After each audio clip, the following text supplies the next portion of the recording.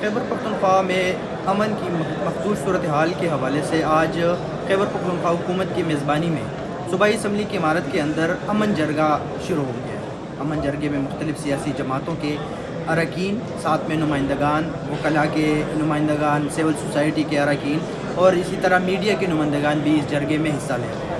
خیبر پختونخوا حکومت نے اس جرگے کا اعلان تقریباً ہفتہ 10 دن پہلے کیا تھا، اور اس کا مقصد صوبائی حکومت کے مطابق یہ ہے کہ تمام سیاسی جماعتیں یہ فیصلہ کریں کہ امن و امان کی بحالی اسی صوبے میں کس طرح ممکن ہے۔ اسی جرگے میں TOR جو ہے وہ وضع کیے جائیں گے، اور متعلقہ ادارے جو ہے اور وفاقی حکومت کے ساتھ شیئر کیے جائیں گے۔ اس میں خاص بات یہ ہے کہ جو حزب اختلاف کی جماعتیں ہیں، جس میں پاکستان مسلم لیگ، نون، پاکستان پیپل پارٹی، عوامی نیشنل پارٹی اور دیگر جو حزب اختلاف کی جماعتیں ہیں، ان کی نمائندگان بھی یہاں پہ موجود ہے۔